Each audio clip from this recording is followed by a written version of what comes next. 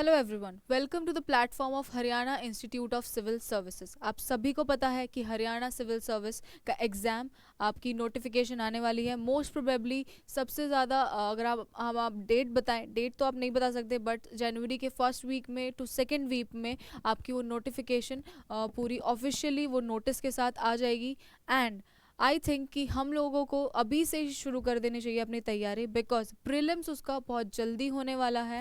And ऐसा है कि ये मत सोचिएगा कि हरियाणा का के एग्ज़ाम्स लेट होते हैं, भाई रिजल्ट्स भी लेट आते हैं, तो हमेशा ही इस बार भी ऐसा ही होगा। लेकिन नहीं, इस बार प्रीलिम्स भी बहुत जल्दी होने वाला है अप्रैल में, ठीक है। और कुछ चीज़ें आपकी, कुछ वेरिएशंस आपके हमारे सिलेबस में भी हुए हैं, जैसे सी सैट 33% वाला हो गया है, ठीक है। ऑप्शनल हमारा एक ही ऑप्शनल अब हो गया है, पहले दो ऑप्शनल थे, ठीक है। तो कुछ वेरिएशंस ये हुए हैं। ये चीज़ें हम आपको, जो हमारी डिटेल्ड एनालिसिस वाली वीडियो है सिलेबस की, उसमें आपको आप लोग देख सकते हैं, उसमें आपको पता लगेगा, ठीक है। तो हम लोग ये जो प्लेटफॉर्म लेकर आ रहे हैं Haryana institute of civil services का, यहाँ पे हमारी ऑफलाइन एंड ऑनलाइन क्लासेस दोनों चलेंगी, ठीक है। ऑफलाइन क्लासेस हमारी मुखर्जी नगर में रहेंगी, ऑनलाइन क्लासेस आप लोग देख सकते हैं। हमारा बैच आ रहा है जनवरी 4 से, ठीक है। जनवरी 4 से हम लोग हमारा ये प्लेटफॉर्म स्टार्ट कर रहे हैं Haryana institute of civil services के प्लेटफॉर्म पर, ठीक है। और हमारा ये जो प्लेटफॉर्म है पूरी तरीके से हरियाणा सिविल सर्विसेज को डेडिकेटेड है। और यहाँ पर आपको जो प्रॉपर गाइडेंस चाहिए इस सिविल सर्विस एग्ज़ाम को निकालने के लिए, वो प्रॉपर दी जाएगी, क्योंकि हमारी जो टीम है, हम जिस टीम के साथ उतर रहे हैं, वो टीचर्स बहुत ही एक्सपीरियंस्ड हैं अपने अपने फील्ड में, चाहे वो मैथ्स है, चाहे पॉलिटी है, चाहे जोग्राफी है, चाहे इकोनॉमिक्स है, ठीक है। कोई भी आप लोग सब्जेक्ट उठा के देख लीजिएगा।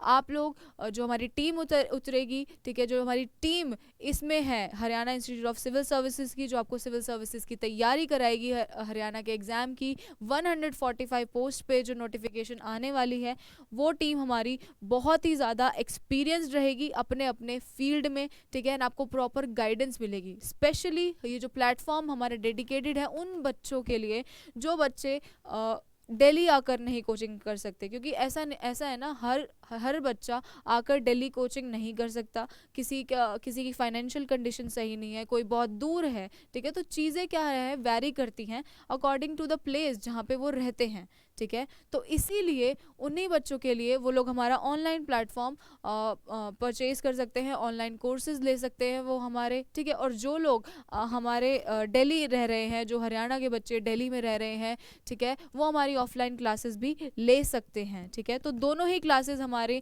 सेम टीम ही रहेगी, हमारी जो टीम रहेगी टीचर्स की, एक्सपीरियंस टीचर्स की। तो हम लोग डेडिकेटेड हैं उन्हीं बच्चों के लिए जिनको कैपेबिलिटी है, जिनको नॉलेज है, बट जिनको गाइडेंस की कमी रहती है। क्योंकि ऐसा कहते हैं ना कि आप लोग पढ़ने को तो बहुत कुछ पढ़ सकते हैं, सब कुछ पढ़ सकते हैं, बट एग्जाम कैसे क्लियर होता है, जब आपकी स्ट्रैटेजी उस एग्जाम के लिए सटीक रहेगी, स्ट्रैटेजी उस एग्जाम के लिए प्रॉपर रहेगी, ठीक है, प्रॉपर अप्रोच रहेगी।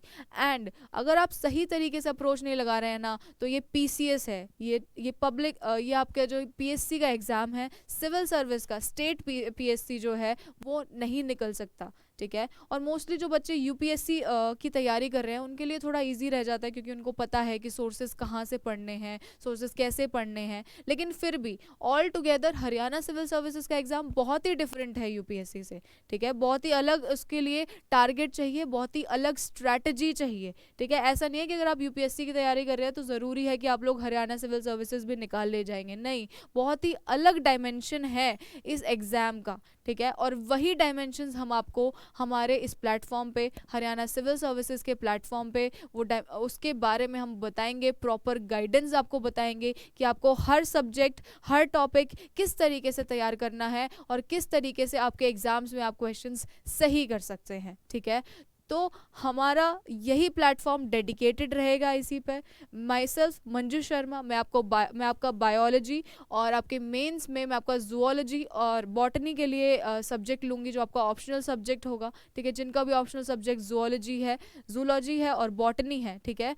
मोस्टली मुझे पता है कि जो हम लोग मैं भी हरियाणा से हूँ, जो हरियाणा में हम लोग लड़कियां हैं, मोस्टली हम लोग क्या करते हैं, बीएससी बायोलॉजी से करते हैं, लाइफ साइंसेज से करते हैं, जूलॉजी से करते हैं, बॉटनी से करते हैं, ठीक है।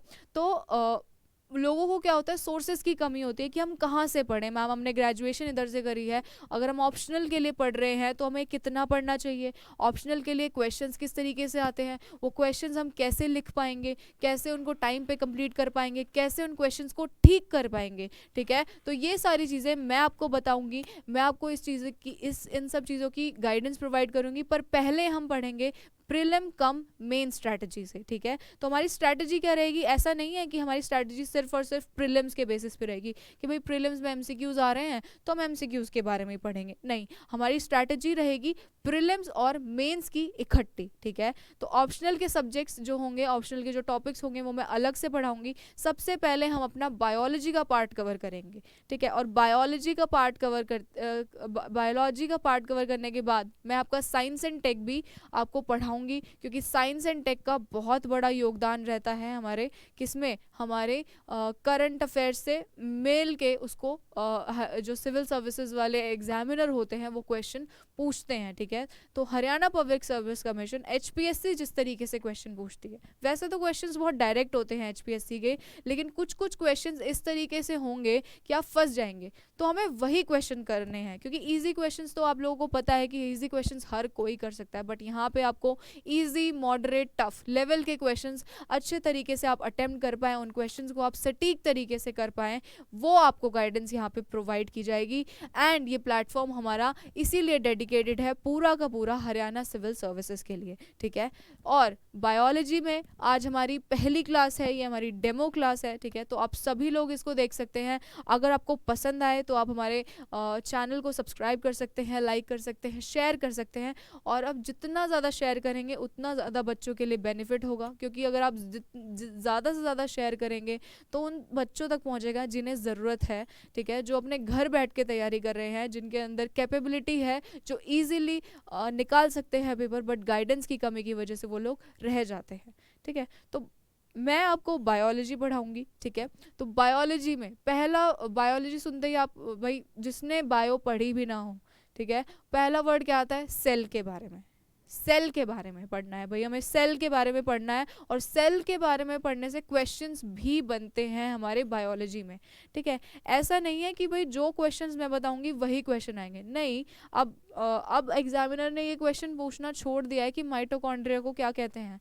ये सभी को पता है कि माइटोकॉन्ड्रिया को पावर हाउस ऑफ सेल बोलते हैं। नहीं, हम ये चीज़, ये जो बायोलॉजी की बेसिक चीज़ें हैं, ठीक है, ये बेसिक चीज़ें हम लोग इसलिए पढ़ेंगे ताकि जो हमारा बेसिक है वो तैयार हो, क्योंकि क्वेश्चंस ऐसे डायरेक्ट नहीं आएंगे। आप बेसिक अपना तैयार करेंगे ना, तब जाके आपका जो स्टेट पीसीएस है, जो किस तरीके से क्वेश्चन पूछता है, आपके माइंड के साथ खेलता है। दो यूपीएससी जितना लेवल होता नहीं है उनका, बट फिर भी वो अच्छे लेवल के क्वेश्चंस पूछ लेते हैं।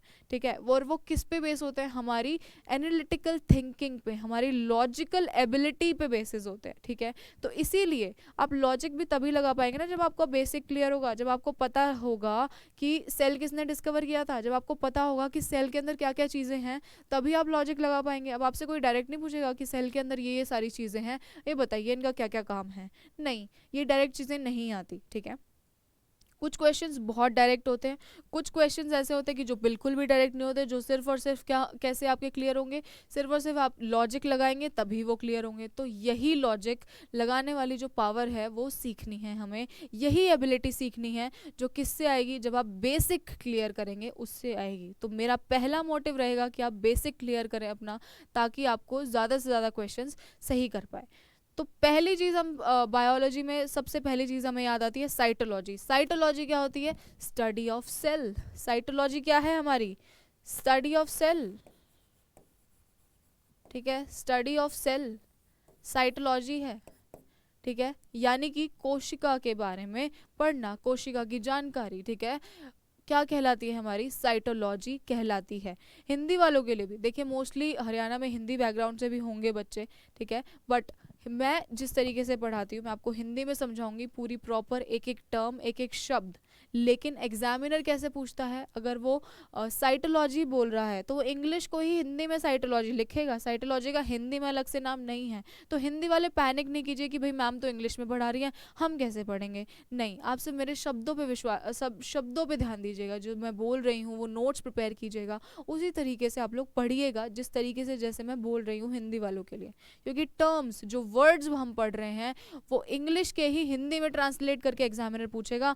ये नहीं बोलेगा कि आपको बिल्कुल प्रॉपर हिंदी वाले वर्ड्स देगा। अगर आप प्रॉपर हिंदी वाले वर्ड्स पढ़ने लगे तो आपको खुद को समझ नहीं आएगा कि कौन से वर्ड का क्या मतलब है। इतने ज़्यादा डिफ़िकल्ट वर्ड्स हैं हिंदी में बायोलॉजी के, जीव विज्ञान के, ठीक है। तो इसीलिए जीव विज्ञान कहने को बहुत ही आप लोग, भाई लोगों को क्या लगता है बहुत ही मुश्किल है, हम कैसे पढ़ेंगे, इतनी सारी चीज़ें हैं, रट्टा मारना है। नहीं, आप लोग मेरे से पढ़ेंगे और इस तरीके से पढ़ेंगे कि आपको बहुत ही इजी लगेगी, ठीक है। इस तरीके से पढ़ेंगे कि आपको बहुत ही इजी लगेगी। तो हम लोग पढ़ रहे थे साइटोलॉजी के बारे में, स्टडी ऑफ सेल के बारे में, कोशिका की स्टडी के बारे में, ठीक है। इसके अंदर सबसे पहली चीज़ हमें क्या पढ़नी होती है, देखिए ये बेसिक है और ये सबको ही आता होगा ऑलमोस्ट, जिसको नहीं आता उसके लिए भी है कि भाई वो पढ़ लें, ठीक है। तो पहली चीज़ क्या है, ये किसने डिस्कवर किया था, हमारा रॉबर्ट हुक ने डिस्कवर किया था। जो हमारी सेल था वो किसने डिस्कवर किया था, 1655 में रॉबर्ट हुक ने डिस्कवर किया था। अब ये नहीं आता, ये तो सबको पता है रॉबर्ट हुक ने डिस्कवर किया था, सब लोग इजीली इसको आंसर लगा देंगे। ये आता है कि कौन सा पहला सेल डिस्कवर हुआ था। तो पहली कोशिका जो डिस्कवर की गई थी वो थी हमारी डेड सेल, यानी कि मृत कोशिका, ठीक है। पहली थी हमारी मृत कोशिका, पहली कोशिका जो हमारी डिस्कवर की गई थी वो थी हमारी मृत कोशिका एंड डेड सेल।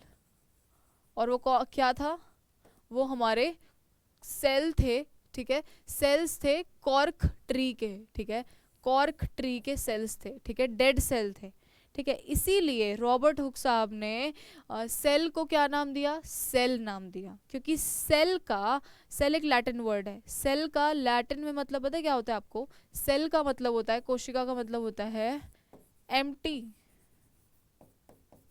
ठीक है। कोशिका का मतलब होता है एम्प्टी। अब आप ये सोचेंगे कि मैम ये क्या मजाक कर रही हैं कि भाई सेल तो एम्प्टी नहीं है, कोशिका में तो बहुत सारी चीज़ें हैं, ठीक है, कोशिका तो एम्प्टी नहीं है, तो फिर सेल का नाम इस पे क्यों पड़ा। क्योंकि जब रॉबर्ट हुक ने सेल को देखा माइक्रोस्कोप के अंदर, ठीक है, माइक्रोस्कोप में जब उस कॉर्क ट्री के सेल्स को देखा माइक्रोस्कोप के अंदर तो वो खाली थे। अब एक कोई मृत कोशिका है, कोई डेड सेल है, ठीक है, तो वो कुछ इस तरीके से दिखी, इन्हें वो खाली दिखी, इस तरीके से दिखी, खाली दिखी ये कोशिका, ठीक है। तो अब आप कोई डेड सेल देखेंगे तो अंदर से खाली ही होगी ना। अगर लाइव सेल होगा, सजीव कोशिका होगी तो ही उसके अंदर चीजें होंगी ना, ठीक है। क्योंकि यही हमारे जीव विज्ञान की क्या है, नींव है, ठीक है। बायोलॉजी की नींव क्या है, सेल है, कोशिका है, ठीक है। और सबसे पहली सेल कौन सी हमारी डिस्कवर हुई, सबसे पहली सेल हमारी डिस्कवर हुई थी वो डेड सेल थी, मृत कोशिका थी, ठीक है। और कॉर्क ऑफ द ट्री, ठीक है, कॉर्क ट्री की सेल थी। फिर आते हैं भाई हमारे ल्यूवेनहॉक, फिर आते हैं हमारे ल्यूवेनहॉक। इन्होंने पहली लाइव सेल को डिस्कवर किया, ठीक है, इन्होंने पहले लाइव सेल को डिस्कवर किया था और इन्होंने ही माइक्रोस्कोप बनाया था। पहले लाइव सेल को इन्होंने डिस्कवर किया था और इन्होंने ही माइक्रोस्कोप बनाया था, ठीक है। और इन्होंने क्या क्या डिस्कवर किया, इन्होंने जीवाणु को भी ल्यूवेनहॉक ने डिस्कवर किया। ये क्वेश्चन आता है कि जीवाणु, ये जो जीवाणु है वो किसने डिस्कवर किए थे, वो हमारे ल्यूवेनहॉक ने डिस्कवर किए थे, ठीक है। जो प्रोटोजोआ है वो भी ल्यूवेनहॉक ने डिस्कवर किया था। फिर हमारे आए जी दो साइंटिस्ट, कौन से थे, श्लिडन और श्वान, 1838 में। ये ईयर भी पूछा जाता है, ठीक है, ये इस ईयर के बारे में भी पूछा जाता है, ठीक है। तो 1838 में श्लिडन और शॉन थे, इन्होंने सेल थ्योरी दी, ठीक है, कोशिका का सिद्धांत दिया। क्या दिया, कोशिका का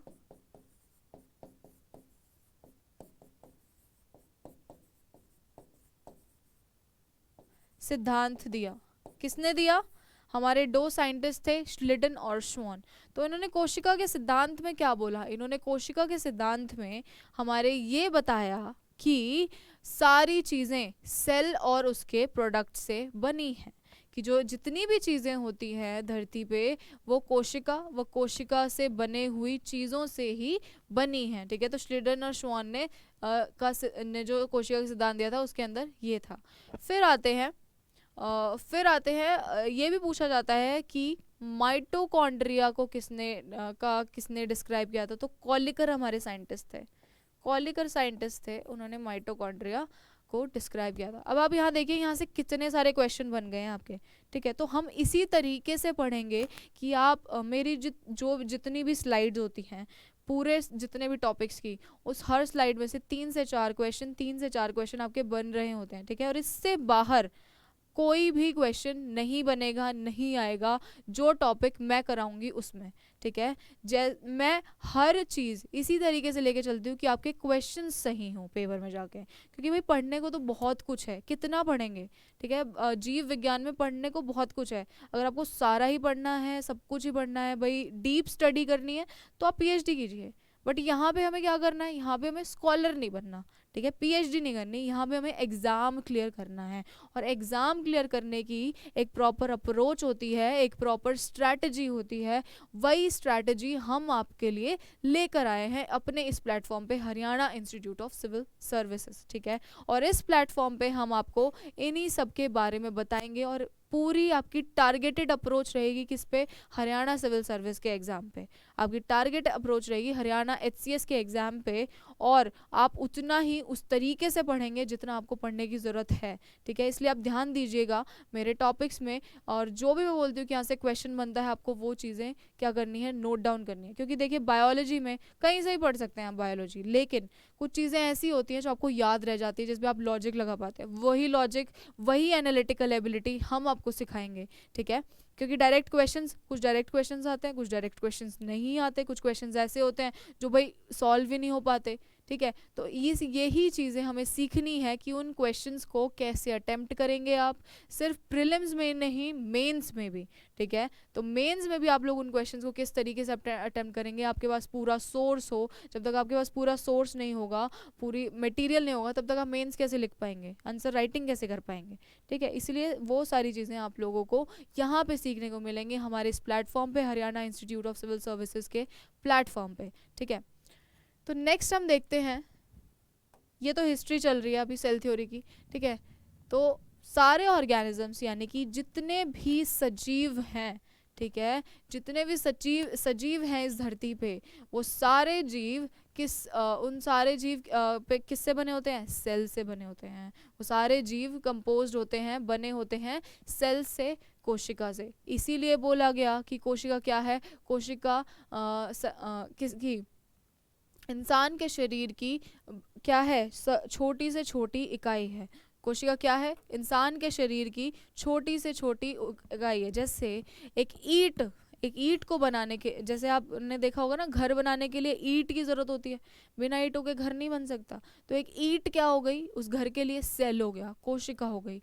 वैसे ही कोशिका, छोटी छोटी कोशिका मिल मिल के उन्होंने क्या बनाया, हमारा पूरा ये जो मानव शरीर है सामने हम लोग जैसे हैं, वो एक छोटी सी कोशिका से शुरू हुआ था, ठीक है, शुरू हुआ था। और सारे सेल्स दूसरे पिछले सेल्स से भी ही आए हैं, ठीक है, सारे सेल्स दूसरे पिछले सेल्स से आए हैं, ठीक है। ये जब हम पढ़ेंगे, जब कोशिका विभाजन के बारे में पढ़ेंगे, तब आपको पता चलेगा कि एक सेल से दूसरे सेल कैसे बनते हैं, दूसरे से तीसरा, 2 से 4, 4 से 8, 8 से 16, कैसे सेल डिवाइड करते हैं, कैसे सेल विभाजित करते हैं, वो सारी चीज़ें हम पढ़ेंगे, ठीक है। फिर हम देखेंगे कि 2 तरीके के सेल्स होते हैं, 2 तरीके की कोशिकाएं होती है, एक तो प्रोकैरियोटिक, एक यूकैरियोटिक, ठीक है। आई थिंक मेरे को इन सब चीज़ों के बारे में ज़्यादा डीपली पढ़ाने की जरूरत नहीं, क्योंकि सबने ये चीज़ें पढ़ी हैं। जो लोग 2-3 दिन साल से तैयारी कर रहे हैं, उन्होंने भी पढ़ी हैं। तो थोड़ी क्लैरिटी आ जाए, मैंने इतना ही इस टॉपिक में लिया है, ठीक है। और ज़्यादा से ज़्यादा मैंने क्या कोशिश की है कि आपके क्वेश्चंस जहाँ से बनते हैं वही चीज़ें उठाई हैं, वही चीज़ें ली हैं मैंने आपके लिए, ठीक है। आपको यहाँ पे स्टडी मटेरियल भी मिलेगा, पीडीएफ्स भी मिलेंगी, आप जहाँ से पढ़ सकें, जहाँ से अपना मटेरियल रख सकें, जहाँ से पढ़ाई करें, ठीक है, वो सारी चीज़ें आपको यहाँ प्रोवाइड की जाएंगी, ठीक है। तो प्रोकैरियोटिक सेल्स यानी कि वो कोशिकाएं जिनके अंदर न्यूक्लियस क्या होता है, हमारा केंद्रक।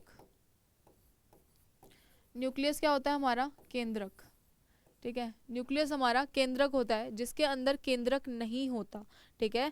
जिस कोशिका में केंद्रक नहीं था वो क्या कहलाई, प्रोकैरियोटिक कोशिका, ठीक है। प्रोकैरियोटिक मतलब जो बहुत ही पुराने टाइम में हमारे क्या थे, बहुत ही पुराने टाइम में हमारे जीव थे, ठीक है। प्रो मतलब पुराना, ठीक है, पुरानी कोशिकाएं जो जिनके अंदर क्या थे, जिनके अंदर न्यूक्लियस नहीं था, केंद्रक नहीं था, ठीक है। और आप आगे पढ़ेंगे कि केंद्रक के बिना केंद्रक दिमाग होता है एक कोशिका का, केंद्रक के बिना जो नॉर्मल क्रियाएं हम करते हैं वैसे वो ऑर्गेनिज्म, वो सजीव जो होते हैं वो नहीं जिंदा रह सकते, ठीक है। अगर एक कोशिका का दिमाग ही नहीं होगा, ठीक है, अगर एक कोशिका का दिमाग ही नहीं चलेगा तो क्या करेगा, नहीं कर सकता कुछ, ठीक है।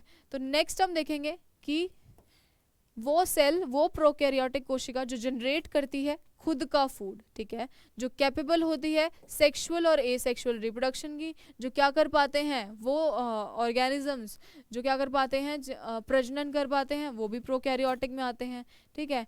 ये सारे हमारे प्रोकैरियोटिक सेल और यूकैरियोटिक सेल में एक ही डिफरेंस है कि प्रोकैरियोटिक बहुत पुराने सेल थे, प्रिमिटिव सेल थे, ठीक है। प्रोकैरियोट्स के अंदर, ठीक है, वो ढंग से कोशिका के अंदर वो विभाजन नहीं होता था, ढंग से कोशिका का डेवलपमेंट नहीं होता था। और जबकि जो यूकैरियोटिक सेल थे उनके अंदर केंद्रक होता है, न्यूक्लियस होता है, ठीक है। और इसमें यूकैरियोटिक जो सेल थे, यूकैरियोटिक कोशिका थी, उसमें उसकी सारी जो कोशिकाएं हैं वो किससे बंधी होती हैं, प्रॉपर एक ऑर्डर होता था, ठीक है। हर उसका एक फंक्शन होता है यूकैरियोटिक कोशिका में, हर कंपोनेंट का, चाहे माइटोकॉन्ड्रिया हो गया, चाहे एंडोप्लाज्मिक रेटिकुलम हो गया, हर कंपोनेंट का क्या है, हर कंपोनेंट का एक फंक्शन है, ठीक है। तो यूकैरियोटिक और प्रोकैरियोटिक में बेसिकली यही डिफरेंस है, ठीक है, कि न्यूक्लियस उसमें होता है, न्यूक्लियस नहीं होता। बाकी डिफरेंस आपको याद करने की जरूरत नहीं है, बिकॉज आता नहीं है और इतना इंपॉर्टेंट भी नहीं है। मैंने आपको फिर वही बताया कि यहाँ पे आपको उतनी ही चीज़ें वही चीज़ें पढ़ाई जाएंगी, बिल्कुल सटीक जानकारी उतनी ही दी जाएगी जितनी आपके लिए इम्पॉर्टेंट है, जितनी एग्जाम के लिए इम्पॉर्टेंट है, इस एग्जाम को क्लियर करने के लिए ज़रूरी है, ठीक है। क्योंकि आजकल का क्या हो रहा है, ट्रेंड चेंज हो रहा है, ठीक है। क्वेश्चंस पूछने का ट्रेंड चेंज हो रहा है और किस तरीके से पढ़ना है वो चीज़ें चेंज हो रही हैं। तो वो स्ट्रैटेजी आपको देखो, हर बच्चे की स्ट्रैटेजी अपनी अलग होती है, ठीक है। हर बच्चे की स्ट्रैटेजी अलग होती है। हम आपको क्या दे सकते हैं, गाइडेंस दे सकते हैं कि आप इस तरीके से पढ़ें, ठीक है। वही गाइडेंस आपको ये प्लेटफॉर्म देगा हमारा Haryana institute of civil services, ठीक है। नेक्स्ट हम देखते हैं हमारे यूकैरियोटिक सेल्स के अंदर अलग अलग तरीके के हमारे कंपोनेंट्स प्रेजेंट होते हैं। उन्हीं कंपोनेंट्स के बारे में अभी हम पढ़ेंगे, ठीक है, उन्हीं कंपोनेंट्स के बारे में अभी हम पढ़ेंगे। यहाँ पे देखिए, यूकैरियोटिक सेल दो तरीके के होते हैं, एक तो पादप कोशिका, दूसरा जंतु कोशिका, ठीक है। तो ये हमारा एनिमल सेल है, ये हमारी क्या है, जंतु कोशिका है। ये क्या है, हमारी जंतु कोशिका है, ठीक है। ये हमारा एनिमल सेल है, ये हमारी जंतु कोशिका है, कुछ इस तरीके की दिखती है। और जो हमारी पादप कोशिका है, हमारी प्लांट सेल है, कुछ इस तरीके का दिखता है, ठीक है, ऐसे दिखते हैं ये।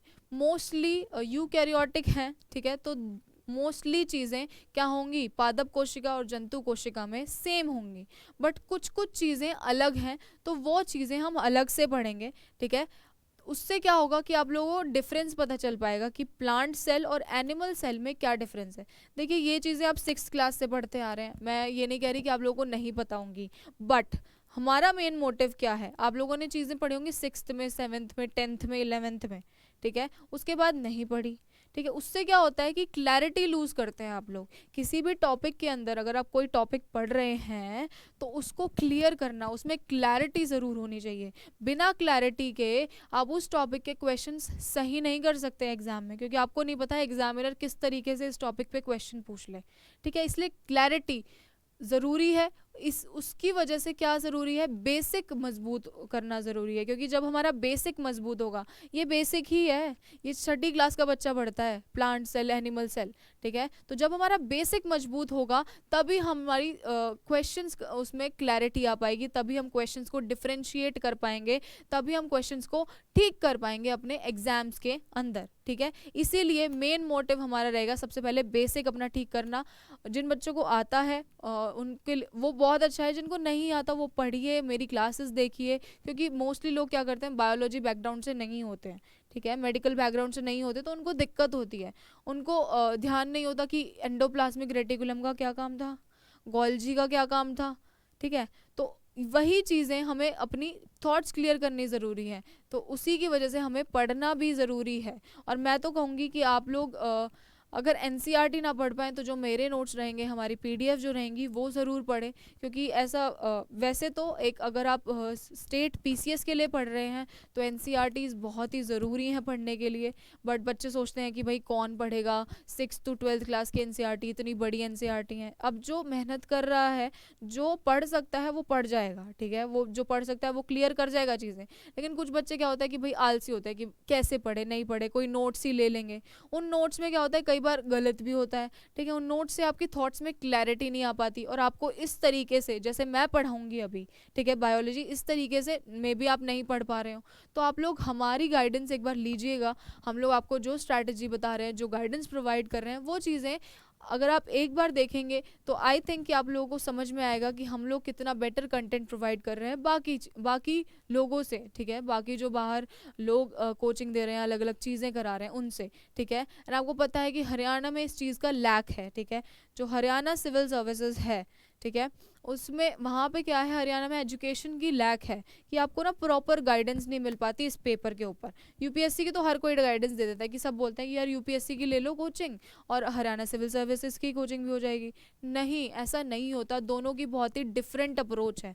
ठीक है, यूपीएससी का 1750 का मार्क्स का पेपर होता है मेंस, और हमारा हरियाणा का क्या होता है 600 मार्क्स का मेंस होता है। तो डिफरेंस है ना चीज़ों में, इसीलिए यही डिफरेंस हम आपको यहाँ पे सिखाएंगे कि आपको किस तरीके से यहाँ पे तैयारी करनी है, क्योंकि हरियाणा में प्लेटफॉर्म आपको नहीं मिलेगा ऐसा जैसा हम प्लेटफॉर्म स्टार्ट कर रहे हैं। जो प्लेटफॉर्म्स हैं वो आपको मे भी चीज़ें देते हो, बट इस तरीके से, जिस तरीके से स्ट्रैटेजी प्रॉपर अप्रोच, वो आपको यहीं पे हम लोग प्रोवाइड करेंगे। ठीक है, तो ये थे हमारे एनिमल सेल और प्लांट सेल के बारे में। ठीक है, तो एनिमल सेल और प्लांट सेल में बहुत सारी सिमिलैरिटीज़ हैं, ऑलमोस्ट जो कंपोनेंट्स हैं वो सेम ही हैं, कुछ अलग है, उनको अलग से पढ़ेंगे हम पादप कोशिका में। बट सबसे पहले हम क्या पढ़ेंगे, सबसे पहले हम पढ़ेंगे प्लांट सेल के बारे में। ठीक है, सबसे पहले हम पढ़ेंगे प्लांट सेल के बारे में कि क्या क्या चीज़ें होती है हमारे प्लांट सेल के अंदर। और ये चीज़ें पढ़नी मैं दोबारा रिपीट कर रही हूँ और अपनी हर क्लास में रिपीट करूँगी कि आपको अपना बेसिक क्लियर करना बहुत ज़रूरी है, आपको अपने थॉट्स में क्लैरिटी लाना बहुत ही ज़्यादा ज़रूरी है। ठीक है, तो सेल क्या है, basic structural and functional unit है। सेल क्या है, हमारा basic structure and functional unit है ऑर्गेनिजम्स का। यही चीज़ हम पढ़ते आ रहे हैं कि हमारा सेल बेसिक हमारे शरीर की छोटी से छोटी इकाई है, क्या है वो, कोशिका।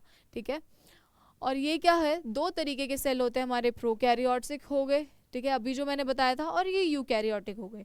यहाँ पे देखिए आप डायग्राम में, जो मैं आपको अभी थ्योरी में पढ़ा रही थी उसी चीज़ को आप डायग्राम में देखेंगे। ठीक है, मेरे हिसाब से जब आप डायग्राम में विजुलाइज करते हैं चीज़ें तो आपको चीज़ें ज़्यादा याद रखती हैं, क्योंकि आपकी तीनों सेंसेस काम कर रही हैं, आप देख भी रहे हैं, आप सुन भी रहे हैं, आप साथ साथ लिख भी रहे हैं, तो आप लोग ज़्यादा कंटेंट अपने माइंड में क्लियर कर पाएंगे, ज़्यादा कंटेंट याद रख पाएंगे। ठीक है, इसलिए मैं मेरी सारी क्लासेस ऐसे ही होंगी, स्लाइड्स के बेसिस पे होंगी। आप लोग जो भी चीज़ें पढ़ेंगे उनका विजुअल भी देखेंगे। ठीक है, कि ये चीज़ें कैसे दिखती हैं, जैसे ये प्रोकैरियोटिक सेल है, ये यूकैरियोटिक सेल है हमारा। तो प्रोकैरियोटिक क्या होते हैं, छोटे होते हैं, बहुत स्मॉल होते हैं, सिंगल सेल, यानी कि एक कोशिका से जो जीव बने होते हैं, जो सजीव एक कोशिका से बने होते हैं, सिंगल सेल्ड ऑर्गेनिजम्स, वो किसके अंतर्गत आते हैं, वो हमारे प्रोकैरियोटिक सेल्स के अंतर्गत आते हैं, जिनके अंदर केंद्रक नहीं होता ढंग से, जिनका जो केंद्रक होता है ढंग से डेवलप नहीं हुआ होता। ठीक है, वो आते हैं। ठीक है, न्यूक्लियर एनवेलप नहीं होता। ये सारे जो पुरानी कोशिकाएं होती हैं, जो छोटे जो जीव होते हैं, जो जीव हमें दिखते भी नहीं है, जैसे बैक्टीरिया हो गया, ठीक है, ये सब किस में आते हैं, हमारे प्रोकैरियोटिक सेल्स में आते हैं। और यहाँ इसका डायग्राम भी दे रखा है, प्रोकैरियोटिक सेल इस तरीके का दिखता है। देखिए इसमें होती सारी चीज़ें हैं, प्रोकैरियोटिक सेल में होती सारी चीज़ें हैं, पर वो इतनी ज़्यादा डेवलप्ड नहीं होती। ठीक है, नीचे स्तर की उसमें कंपोनेंट्स होते हैं। जैसे अगर न्यूक्लियस होगा भी, केंद्रक होगा भी, तो केंद्रक का ज़्यादा काम नहीं होगा, केंद्रक ज़्यादा डेवलप्ड नहीं होगा। ठीक है, जैसे आप इस डायग्राम में देख पा रहे हैं, यहाँ पे राइबोसोम भी है, इसके अंदर डीएनए भी मिलेगा आपको। ये तो ऑब्वियस सी बात है ना, अगर कोई ऑर्गेनिज्म रिप्रोड्यूस कर रहा है, प्रजनन कर रहा है, तो उसके अंदर डीएनए तो होगा, जेनेटिक मटेरियल तो हर हमारे ऑर्गेनिज्म के अंदर होता है, हर सजीव के अंदर होता है। पर ये क्या होगा, ये इतना डेवलप्ड नहीं होता। इतना डेवलप क्यों नहीं होता? क्योंकि ये सिंगल सेल होता है। सिंगल सेल का क्या मतलब है? एक ही कोशिका से बना होता है। तो इसके अंदर ज़्यादा ऑर्गन, जैसे हम हैं, हमारे अंदर प्रतिरक्षा तंत्र है, पाचन तंत्र है, डाइजेस्टिव सिस्टम है, सर्कुलेटरी सिस्टम है, इतने बड़े बड़े अंग तंत्र हैं। तो हमारे लिए कॉम्प्लेक्स चाहिए। तो हमारा काम एक सेल से, एक कोशिका से नहीं बने, हम लोग बहुत सारी कोशिकाओं से मिलके बने हैं, क्योंकि हमारा काम बहुत सारी कोशिकाएं ही मिलके चलाएंगी ना। इतने सारे अंग तंत्र को चलाना बहुत ही ज़्यादा कॉम्प्लेक्स है। लेकिन ये क्या है, ये एक ही सेल से बना है, इसके अंदर ऑर्गन्स नहीं है, इसके अंदर कोई ऐसा अंग नहीं है भाई कोई स्पेसिफिक। तो इसका काम चल जाता है किससे? एक ही सेल से। और एक ही सेल में चीज़ें भी कैसी हैं? पूरी तरीके से डेवलप नहीं है, जितनी है वो उसके जीवन जीने के लिए पर्याप्त है। ठीक है, नेक्स्ट आता है हमारा eukaryotic cell. Eukaryotic cell mostly multi cellular, यानी कि एक या एक से ज़्यादा कोशिकाएं जिसमें होती हैं, मल्टी सेल्स होते हैं जिन ऑर्गेनिजम्स में, जिन सजीवों में। वो कौन होते हैं? वो हमारे यूकैरियोटिक सेल होते हैं। और यूकैरियोटिक सेल हमारा ऐसा दिखता है। ठीक है, यूकैरियोटिक सेल हमारा कैसा दिखता है? इस तरीके का दिखता है। ठीक है, नेक्स्ट हम आते हैं अब सेल के कंपोनेंट्स पे। सबसे पहले हम एनिमल सेल के बारे में पढ़ेंगे। तो सबसे पहली चीज़ हम पढ़ेंगे साइटोप्लाज्म के बारे में। सबसे पहले हम चीज़ पढ़ेंगे साइटोप्लाज्म के बारे में। तो साइटोप्लाज्म क्या है? एक तरीके का तरल पदार्थ है जिसके अंदर सेल की जो कंपोनेंट्स हैं, चाहे माइटोकॉन्ड्रिया हो गया, चाहे बाकी जो कंपोनेंट्स हो गए सेल के काम करने के लिए, वो उसके अंदर तैरते रहते हैं। साइटोप्लाज्म के अंदर, उस फ्लूइड के अंदर तैरते रहते हैं। यहाँ पे देखिए पूरा, क्योंकि आपको पता है ना 70% हमारी बॉडी 70% पानी से बनी होती है। 70% हमारी बॉडी क्या है? पानी से बनी होती है। ठीक है, 70% पानी। ये साइटोप्लाज्म ही तो है। हर सेल के अंदर इतना ज़्यादा साइटोप्लाज्म होता है। ये लिक्विड जो होता है यही तो है वो लिक्विड। ठीक है, और साइटोप्लाज्म क्या क्या होता है उसके अंदर? ऑर्गेनल्स होते हैं, यानी कि सेल के अंग होंगे। ठीक है, ऑर्गेनल्स होंगे, इंक्लूजन होंगे, हेलोप्लाज्म होगा। ठीक है, स्ट्रक्चर हेलोप्लाज्म में क्या होता है? क्वेश्चंस पूछने का तरीका अलग हो गया है। ठीक है, तो आपसे सीधा साइटोप्लाज्म के बारे में कोई नहीं पूछता भाई साइटोप्लाज्म क्या है? तरल पदार्थ है हमारे सेल का? नहीं, बिल्कुल गलत। हेलोप्लाज्म क्या है? ये हमारा, इसके अंदर वाटर होता है, पानी हो गया, प्रोटीन हो गए जो हमारे सेल के हो गए, अम्ल हो गए, एसिड हो गए। ठीक है, अलग अलग तरीके के एंजाइम हो गए, वो सब हमारे किसके अंतर्गत आते हैं? वो सब हमारे हेलोप्लाज्म के अंतर्गत आते हैं। और ये मत सोचिएगा कि ma'am out of the box जाके पढ़ा रही हैं, बिल्कुल नहीं। आजकल का ट्रेंड क्वेश्चंस पूछने का बहुत ही अलग हो गया है। ठीक है, तो हमें हर तरीके से तैयार रहना होगा। ठीक है, प्रीलिम्स के लिए भी तैयार रहना होगा, मेंस के लिए भी तैयार रहना होगा।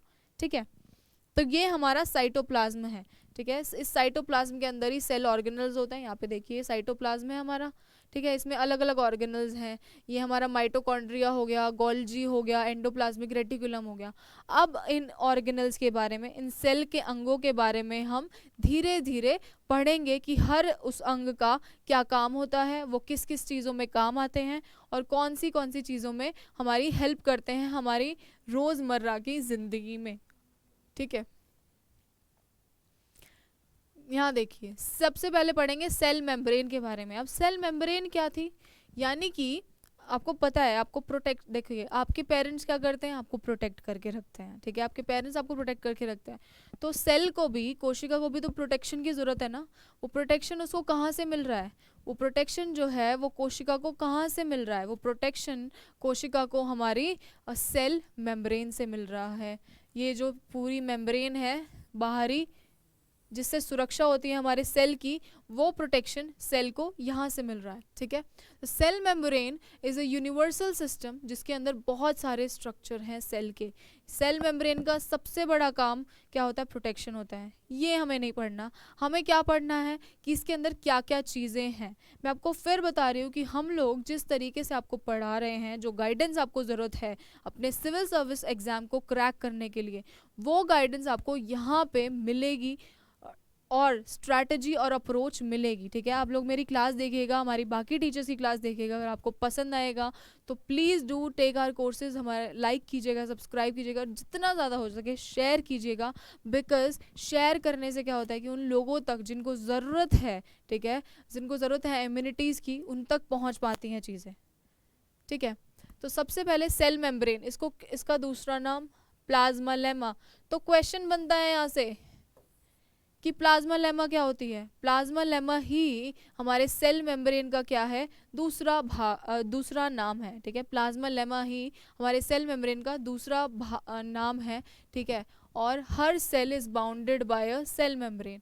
हर कोशिका के बाहर क्या होती है, सेल मेम्ब्रेन होती है, उसकी कोशिका झिल्ली होती है, ठीक है। प्लाज्मा मेम्ब्रेन के अंदर कौन सी लेयर्स होती हैं हमारी, ये लेयर्स होती हैं, और इन लेयर के बारे में क्वेश्चन बनता है, ठीक है। इन लेयर्स के ऊपर क्वेश्चन बनता है। इन लेयर का क्या काम है, कौन सी लेयर में फैट है, कौन सी लेयर में प्रोटीन है, ठीक है, ये सारे क्वेश्चंस बनते हैं, और इसीलिए मैंने ये इंक्लूड किए हैं अपनी स्लाइड के अंदर, ठीक है, इसीलिए इंक्लूड किए हैं अपनी स्लाइड के अंदर, ठीक है। तो पहला है ग्लाइकोकैलिक्स, कार्बोहाइड्रेट से बने होते हैं। दूसरी है लिपिड की लेयर, लिपिड यानी कि फैट्स और प्रोटीन से बने होते हैं। तीसरी है जो अंदर वाली लेयर होती है, आइए उसके बारे में डिटेल में पढ़ते हैं, बिकॉज ये इम्पॉर्टेंट है, ठीक है। तो cell membrane structure, cell membrane का किससे बना होता है, प्रोटीन हो गया, लिपिड्स यानी कि फैट्स, वसा हो गए, कार्बोहाइड्रेट्स यानी कि शुगर्स हो गए, ठीक है। तो प्रोटीन 50 से 60% बनाते हैं हमारी सेल मेम्ब्रेन का वेट।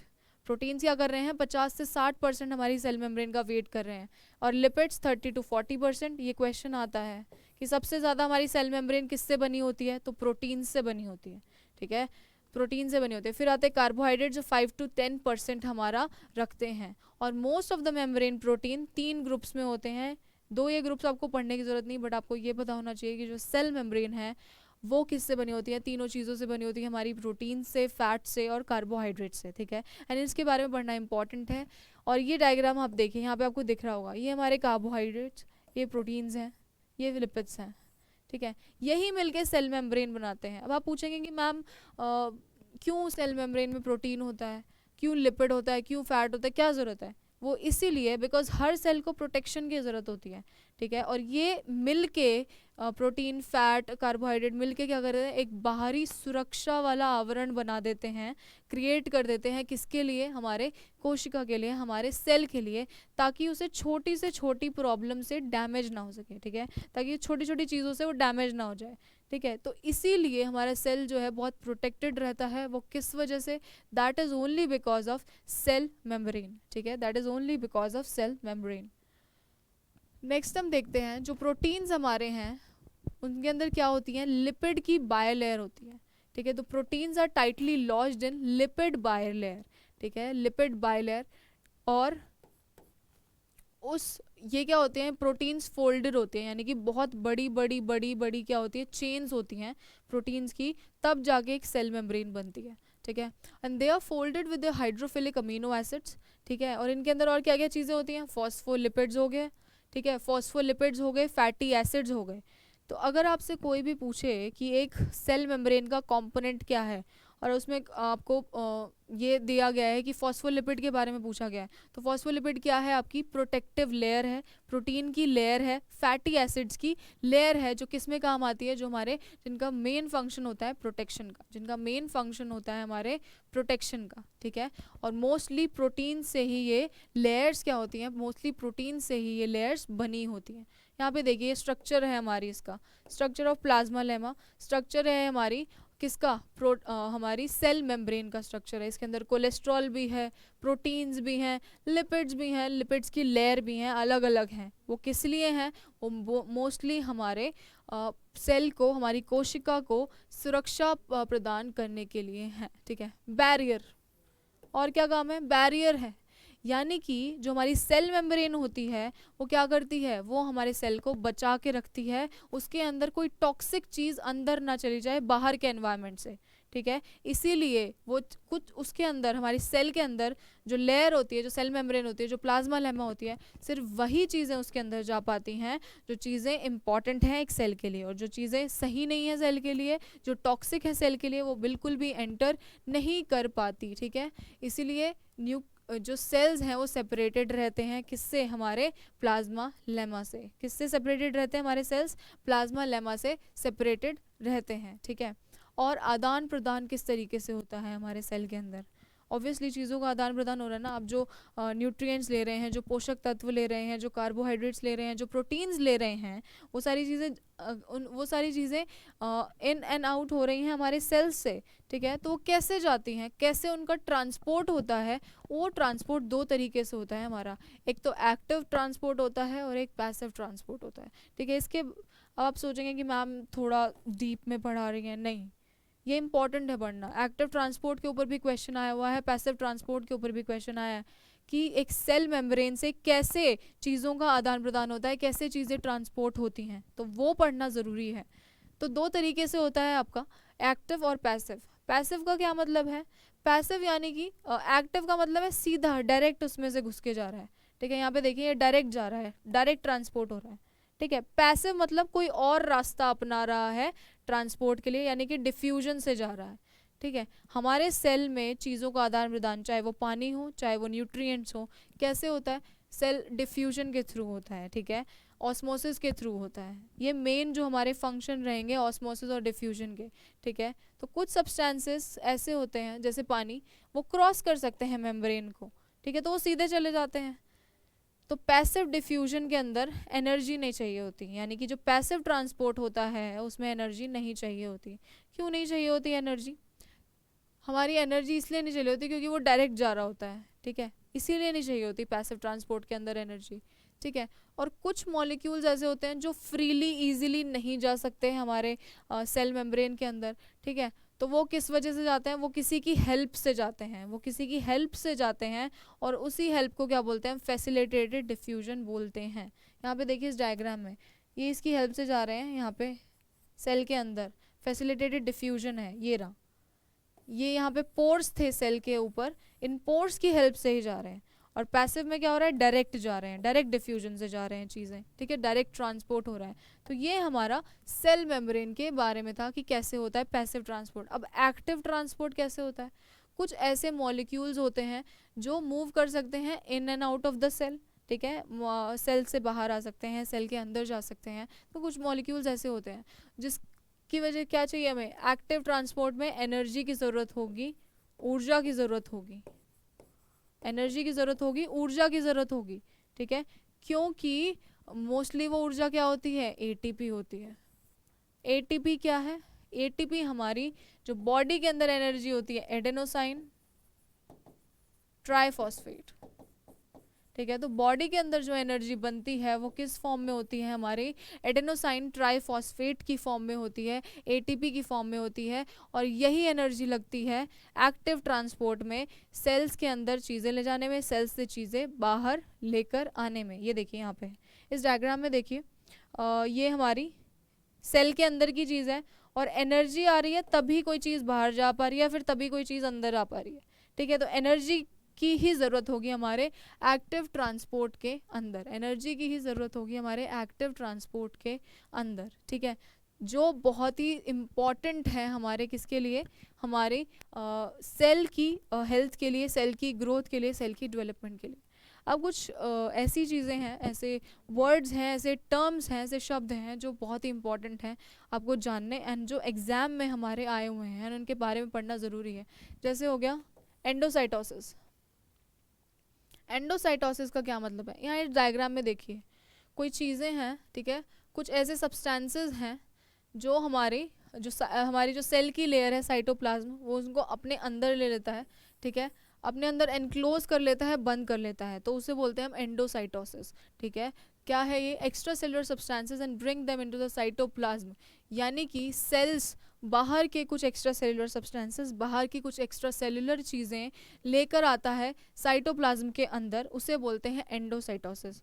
और एक्सोसाइटोसिस क्या है, जो सेल है वो क्या करता है, साइटोप्लाज्म के अंदर जो ज़रूरी नहीं है चीज़ें, जो ज़रूरी नहीं है मॉलिक्यूल्स, साइटोप्लाज्म से एक्सट्रैक्ट करके बाहर फेंक देता है उन चीज़ों को, उसे हम बोलते हैं एक्सोसाइटोसिस। उसे हम क्या बोलते हैं, एक्सोसाइटोसिस। यहाँ पे देखिए ये चीज़ें अंदर आ रही है, इंपॉर्टेंट है सेल के लिए, सेल के साइटोप्लाज्म के लिए, और ये चीज़ें इंपॉर्टेंट नहीं है, सेल के अंदर से बाहर जा रही हैं, तो एक्सोसाइटोसिस, एंडोसाइटोसिस, ये भी हमारे कोशिका में ट्रांसपोर्ट करना चीज़ें कैसे ट्रांसपोर्ट होती हैं, कौन सी चीज़ें उसको ज़रूरी हैं, कौन सी वो हमारे सेल का वेस्ट है वो बाहर कैसे जाता है, वो एंडो और एक्सोसाइटोसिस की वजह से ही जाता है। ठीक है, फिर आता है फैगोसाइटोसिस। फैगोसाइटोसिस का क्या मतलब है, यानी कि सेल खा लेता है, सेल ईटिंग। ठीक है, यानी कि सेल ईटिंग। अब फैगो और पीनो में ना लोगों को डिफरेंस होता है, इसलिए इंपॉर्टेंट क्वेश्चन इंपॉर्टेंट है ये। तो फैगोसाइटोसिस इज सेल ईटिंग, यानी कि सेल क्या करता है, एंगल्फ कर लेता है। ठीक है, अब सेल क्या करता है, खा जाता है बड़े बड़े मॉलिक्यूल्स, मैक्रो मॉलिक्यूल्स को।